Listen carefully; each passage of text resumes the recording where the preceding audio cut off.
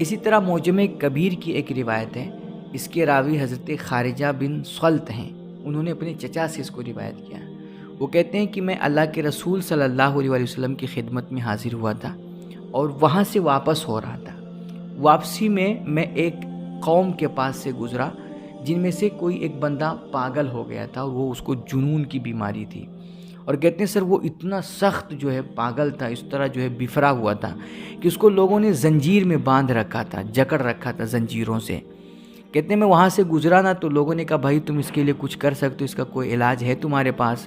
تو میں رک گیا، اور کہتے ہیں کہ میں ان لوگوں کے پاس رہ کر کے 3 دن صبح اور شام اس بندے پر سورہ فاتحہ پڑھ کر کے دم کرتا رہا۔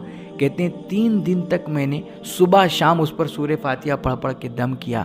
اللہ نے سورہ فاتحہ کی برکت سے اس بندے کے جنون کی بیماری کو بالکل ختم کر دیا، اور وہ پاگل بندہ بالکل ٹھیک ہو گیا، ایک دم صحت مند ہو گیا۔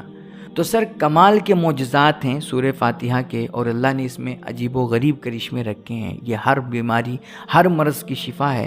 اسی طرح بھوت پریت اور آسیب وغیرہ کے بھی اگر آپ شکار ہیں تو اس کے لیے بھی سورہ فاتحہ بڑی مفید صورت ہے۔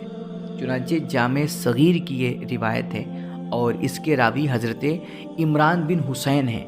وہ کہتے ہیں کہ اللہ کے نبی صلی اللہ تعالیٰ علیہ وآلہ وسلم نے ارشاد فرمایا کہ جس گھر میں سورہ فاتحہ اور آیت الکرسی پڑھی جاتی ہے، کہتے ہیں اس دن وہ گھر تمام طرح کے جنوں اور انسانوں کی بری نظر سے محفوظ ہو جاتا ہے۔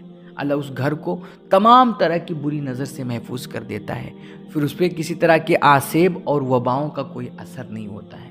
اسی طرح تاریخ دمشق کی ایک روایت ہے، اللہ کے نبی صلی اللہ تعالیٰ علیہ وآلہ وسلم ارشاد فرماتے ہیں کہ تم میں کوئی جب بستر پر جائے تو بستر پہ جانے سے پہلے سورہ فاتحہ پڑھ لے۔ کہتے ہیں اگر وہ سورہ فاتحہ پڑھ لے گا تو اللہ اس کے لیے ایک محافظ، ایک فرشتہ مقرر کر دے گا جو رات بھر اس کی تمام طرح کی وباؤں اور بلاؤں اور آسیب سے حفاظت کرتا رہے گا۔ سر یہ کمال کی صورت ہے، آپ اس کے ہزاروں کرشمات ہیں، ہزاروں معجزات ہیں۔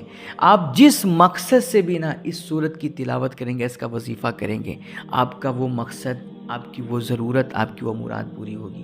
آپ کی اگر کوئی دعا قبول نہیں ہو رہی ہے تو ہمارے علماء فرماتے ہیں کہ آپ 100 مرتبہ سورہ فاتحہ کی تلاوت کیجئے۔ کہتے ہیں 100 مرتبہ سورہ فاتحہ پڑھنے کے بعد جو دعا کی جاتی ہے وہ اللہ کی بارگاہ میں قبول ہوتی ہے۔ اسی طرح ایک بزرگ ہیں حضرت عطا رحمۃ اللہ تعالیٰ علیہ، وہ فرماتے ہیں کہ جس کو کوئی حاجت ہو، کوئی پریشانی ہو اس کو، اور یا کوئی مشکل آ گئی ہو اور وہ مشکل حل نہ ہو رہی ہو، فرماتے ہیں وہ سورہ فاتحہ کی تلاوت کرے، انشاءاللہ سورہ فاتحہ کی برکت سے اللہ اس کی ہر حاجت بھی پوری فرما دے گا، ہر پریشانی دور فرمائے گا، اور اس کی ہر مشکل کو اللہ حل فرما دے گا۔